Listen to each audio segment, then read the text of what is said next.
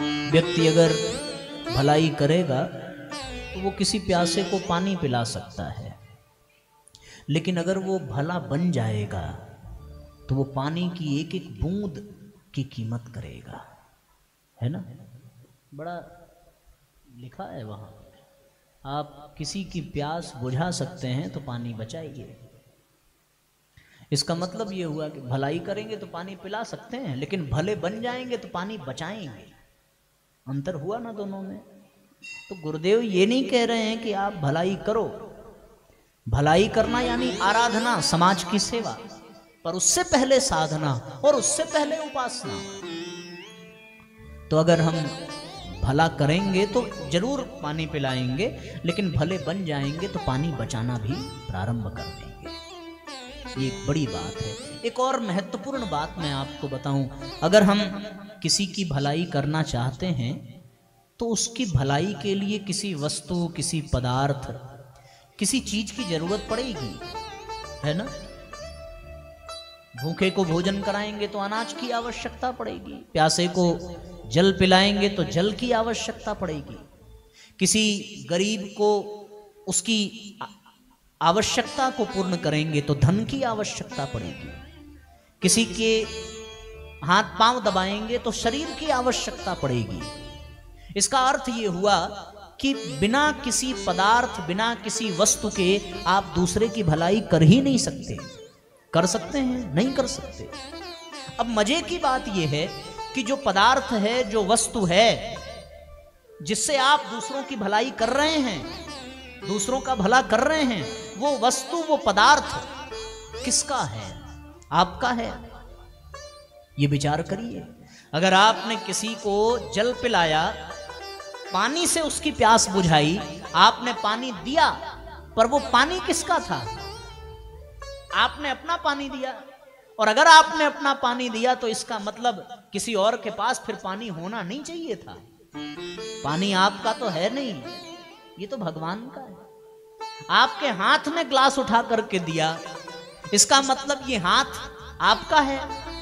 अगर आपका है तो ये हमेशा आपका रहना चाहिए था। एक समय ऐसा आता है कि ये हाथ बिल्कुल ऐसा रहता है पर किसी काम का रह नहीं जाता। इसका मतलब ये आपका भी नहीं है, क्योंकि अगर ये आपका होता तो इससे आपका संबंध कभी टूटता नहीं। भला अपनी चीज कोई खोना चाहता है, छोड़ना चाहता है? जिस शरीर से आप दूसरों का भला चाहते थे वो शरीर भी आपका नहीं है। जिस धन से आप दूसरों का भला कर रहे हैं वो धन किसका है? वो धन भी हमारा नहीं है। अगर वो हमारा होता तो हमारे पास ही रहता, लेकिन आज वो धन किसी और के पास जा रहा है, इसका मतलब वो आपका नहीं है। किसी ने दिया है और आप उसको लौटा रहे हैं। तेरा तुझको अर्पण की भावना है ये। तो फिर आप भला कर कहां रहे हैं? हम कर कैसे सकते हैं? जल पिलाया दूसरे का, अन्न दिया, अन्न तो धरती माता ने दिया है, हमारा कहां है? किसी भी वस्तु, किसी भी पदार्थ से ही हम समाज का भला कर सकते हैं। और हर वस्तु, हर पदार्थ नाशवान है, हमारा है नहीं। तो जब हमारा है नहीं तो हमने एहसान किस बात का लिया? किस बात का एहसान? हमने तो अपना बल्कि कर्ज चुकाया। जिसके पास वो धन गया, उस धन को पहुंचाने का श्रेय हमें जरूर मिला, पर उस धन को उसके पास जाना ही था। हमने पहुंचाया तो हमारा कर्ज पूरा हुआ। किसी प्यासे को जल पिलाया तो इसका अर्थ यह हुआ कि उस प्यासे का कर्ज उतारा हमने, कोई एहसान नहीं किया। भला करने से हमारा कल्याण नहीं होगा। हमारा कल्याण कब होगा? भला बनने से होगा। क्योंकि यदि हम भले बन गए, यदि हम अच्छे बन गए, तो फिर हम जो करेंगे वही अच्छा होगा। हमारे द्वारा जो घटित होगा वो सब अच्छा होगा, सब अच्छा होगा। बड़ी प्यारी एक घटना याद आती है कि गोस्वामी तुलसीदास जी सवेरे शौच से निवृत्त होकर के जब वापस लौटते थे तो मार्ग में एक पेड़ पड़ता था। शौच से निवृत्त होने के पश्चात पात्र में जो जल बचता था, उस जल को वो उसी पेड़ के जड़ में डाल देते थे। 1 दिन डाला, 2 दिन डाला, 3 दिन डाला। अब ये कोई भला कार्य थोड़ी है, ये कोई भला काम है क्या? वो अशुद्ध जल है, पेड़ में डाल दिया। इस भाव से भी नहीं डाला कि पेड़ की सेवा हो रही है, इस भाव से नहीं डाला कि पेड़ की सिंचाई कर रहे हैं, इससे पेड़ को और ऊर्जा मिलेगी। न भला करने का भाव है, न भलाई कर रहे हैं, शौच से बचे हुए जल को पेड़ में डाल रहे हैं। रोज उनका यह नियम था। हफ्ता 10 दिन बीता, एक दिन यही क्रम उन्होंने फिर दोहराया तो उस पेड़ पर रहने वाला प्रेत प्रकट हो गया और उसने गोस्वामी जी को दर्शन दिया। हालांकि ऐसा दर्शन कोई चाहता नहीं है, लेकिन वो प्रेत सामने आकर खड़ा हो गया। वो बेचारे आश्चर्य में पड़ गए, ये भगवान सवेरे सवेरे ये किसका दर्शन हो गया। प्रेत ने गोस्वामी जी के पांव छुए कि आप ये जो रोज जल देके जाते हैं, मेरी प्यास बुझाई है आपने इतने दिनों से। मैं कितने दिनों से प्यासा था, पर आज आपने मेरी प्यास बुझाई है। भला करना नहीं चाह रहे हैं, भला कर भी नहीं रहे हैं, लेकिन भले बन गए हैं तो जो कर रहे हैं उसी से भला हो रहा है। प्रेत की प्यास बुझ रही है। पता भी नहीं था कि प्रेत पानी पी रहा है। पानी बचा इधर उधर फेंकने की बजाय, अब जो भला ना होगा वो कहीं भी फेंक देगा, लेकिन जो भला है वो ये सोचेगा कि क्यों व्यर्थ बेकार करना, चलो पेड़ में डाल दिया। भला हो गया, किया नहीं। भले बन गए तो अपने आप जो करेंगे उसी से भला होगा। प्रेत ने कहा हम आपसे प्रसन्न हैं, कहो क्या चाहिए। गोस्वामी जी मन में सोचने लगे कि मेरी साधना फल रही है कि नष्ट हो रही है। जिसको प्रसन्न करने के लिए हम साधना कर रहे हैं उसका आता पता नहीं है, और जिससे दुनिया बचना चाहती है वो कह रहा है कि हम आपसे प्रसन्न हैं। भला प्रेत को कौन खुश करना चाहेगा, लेकिन प्रेत कह रहा है कि हम बहुत खुश हैं, कहो क्या चाहिए। तो प्रेत से उन्होंने कहा कि हम आपको प्रसन्न करने के लिए तो भैया कुछ करते नहीं हैं, फिर भी आप कह रहे हैं क्या चाहिए। तो गोस्वामी जी ने कहा कि हमें अपने इष्ट के दर्शन की बड़ी अभिलाषा है, हम राम जी का दर्शन करना चाहते हैं। प्रेत ने कहा कि हम तो उनका दर्शन करा नहीं सकते, लेकिन उनका दर्शन जो करा सकता है उसका पता हम जरूर बता सकते हैं। बोले किसका पता?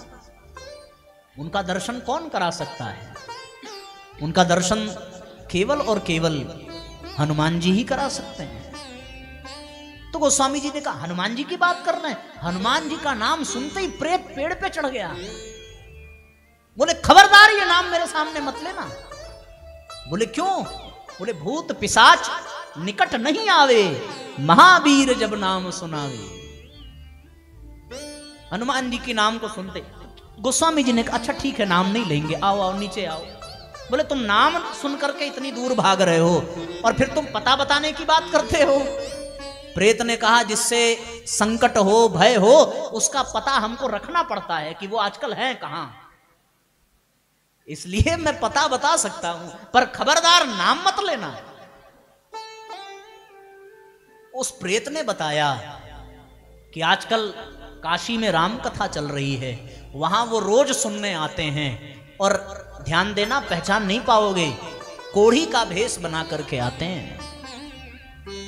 गोस्वामी जी ने तो कहा जय हो जय हो, और फिर हनुमान चालीसा का गान करते हुए राम कथा में पहुंचे। देखा कोई ऐसा दिख नहीं रहा है। कुछ आधे घंटे बाद एक सच में कोढ़ी आया और उस कोढ़ी से सब दूर भाग रहे हैं, पर गोस्वामी जी जाकर के उनके पैरों पर गिर पड़े, चरणों में गिर पड़े। वो कोढ़ी भगाना चाहता है। गोस्वामी जी ने कहा कि इंसान झूठ बोल सकता है, भूत कभी झूठ नहीं बोल सकता।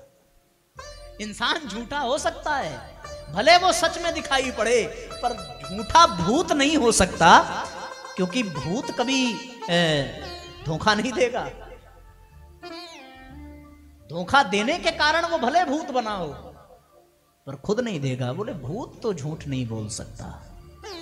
कोढ़ी के पांव पकड़ लिए, आप ही हैं हनुमान जी। फिर हनुमान जी ने सर पे हाथ सहलाया, भैया यहां हल्ला मत करो, क्या चाहिए? बोले वही चाहिए जिसके लिए आप परेशान रहते हैं, हमें भी एक बार उनका दर्शन करा दीजिए।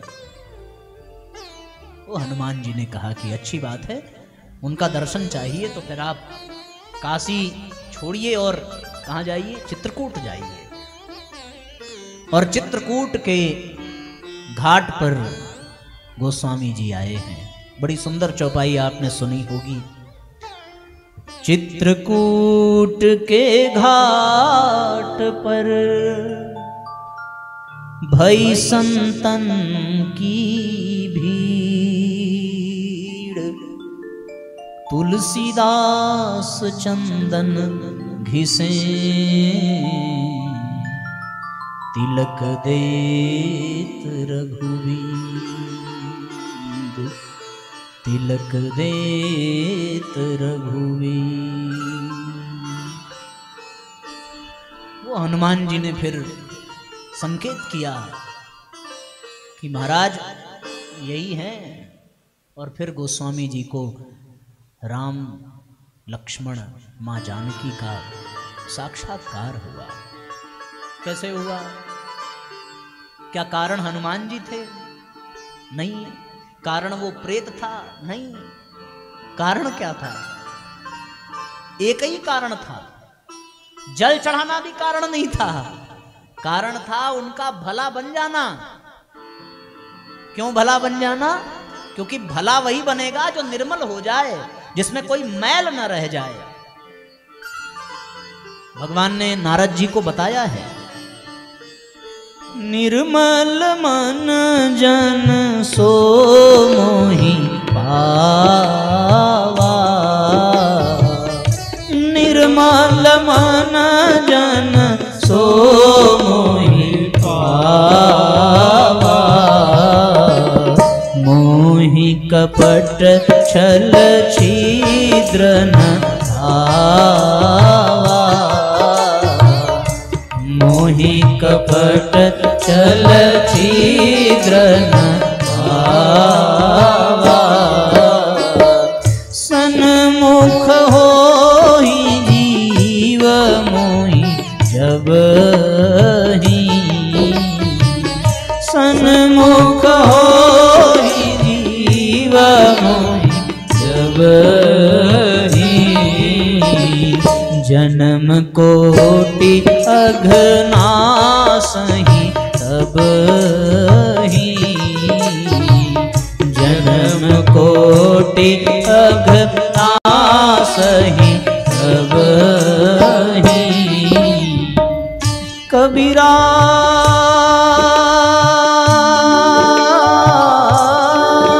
मन निर्मल भया, जैसे गंगा नीर, हरि पाछे पाछे फिरे,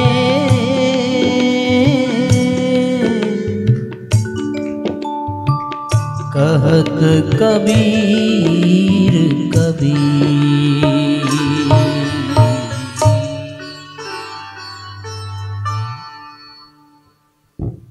मन निर्मल हो जाए, व्यक्ति अंदर से भला बन जाए, फिर वो जो करेगा उसके द्वारा अपने आप उसका हर कर्म भलाई से युक्त होगा। फिर वो झूठ भी बोलेगा तो वो भला होगा, वो चोरी भी करेगा तो वो भला होगा। अगर हम भले बन जाएं, भला व्यक्ति गलत भी करता है तो अच्छा ही होता है। भगवान से भला कोई हो सकता है क्या? क्या भगवान ने चोरी की तो उस चोरी का पाप लगा? बल्कि वो चोरी जिसका चीर चुराया उसका कल्याण कर दिया। भला बन जाने के बाद चोरी करना भी पाप नहीं रह जाता, बल्कि उस चोरी में भी दूसरे का भला हो जाता है। झूठ बोलना भी फिर पाप नहीं रह जाता। बस एक बार हमारा अंतःकरण निर्मल हो जाए, अंतःकरण निर्मल हो जाए तो किसी को मार देना, किसी को गाली दे देना, ये भी बुरा नहीं होगा। इससे जिसको मारा है उसका भला हो जाएगा। बच्चे के लिए माँ से भला कौन होता है, पर माँ बाप की मार बच्चे के लिए कल्याणकारी ही होती है, ये जान लीजिए। युधिष्ठिर सत्यवादी हैं, धर्मराज हैं, भले हैं, इसलिए अगर वो झूठ भी कह देते हैं तो भी उससे धर्म की जीत ही होती है। तैयार नहीं है असत्य बोलने के लिए, तो भगवान ने कहा कि बोलना पड़ेगा। बोले हम नहीं बोलेंगे। बोले नहीं बोलोगे तो कोई बात नहीं, इतना तो कह सकते हो ना कि अश्वत्थामा मर गया, अब वो आदमी मरा कि हाथी मरा ये नहीं पता। बोले हाँ साहब इतना तो कह सकते हैं। बोले बस बात बन गई। भीम से कहा अश्वत्थामा नाम के हाथी को मारो, उसके बाद ये कहेंगे। भगवान को भी धर्म की रक्षा के लिए बड़े पापड़ बेलने पड़े और भगवान को समस्या अधर्मियों से कम हुई पर धर्मियों से ज्यादा हुई। जितना परेशान प्रभु को अर्जुन और युधिष्ठिर ने किया उतना परेशान तो दुर्योधन न कर सका, और दुर्योधन की औकात भी नहीं। जितना परेशान पितामह भीष्म ने भगवान को किया उतना किसी और ने, उतना भगवान को शकुनी ने परेशान नहीं किया। इसलिए नहीं किया क्योंकि अधर्मियों की तो कोई बिसात ही नहीं है। धर्मात्मा जितने हुए उनकी लाज भगवान को रखनी पड़ती है। बोलो 18 अध्याय में 700 से अधिक श्लोकों को बिना दाना पानी के रण क्षेत्र में खड़े होकर के सुनाना पड़ा। किसकी वजह से? दुर्योधन की वजह से। दुर्योधन तो 56 भोग दे रहा था, अर्जुन ने क्या दिया? अर्जुन ने परेशान किया। लेकिन जो निष्कर्ष निकल करके आया वो क्या हुआ? दुर्योधन 56 भोग करा कर भी भला इंसान न बन सका, लेकिन अर्जुन कुरुक्षेत्र में भी यदि प्रश्न पूछते हैं तो उससे समाज का भला ही होता है, कल्याण ही होता है। युधिष्ठिर ने असत्य बोलना स्वीकार न किया। कहा है कि अश्वत्थामा मरो नरो वा कुंजरो, लेकिन इस असत्य में भी समाज का कल्याण ही हुआ, इस असत्य में भी धर्म की जीत ही हुई। भला बन जाने के बाद अब इसलिए भला मत बन जाना कि बुरा करने की छूट मिल जाए। हाँ कि भैया पंडित जी आए थे, उन्होंने कहा कि भले बन जाओ, उसके बाद चाहे जितना बुरा करो कि कोई पाप नहीं लगेगा। क्षमा करना ये कहने का उद्देश्य नहीं है हमारा।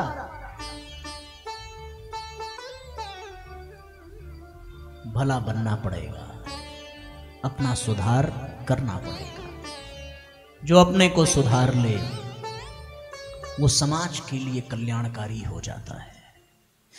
भलाई करेंगे तो किसी एक का कल्याण होगा, पर भले बन जाएंगे तो समूचे संसार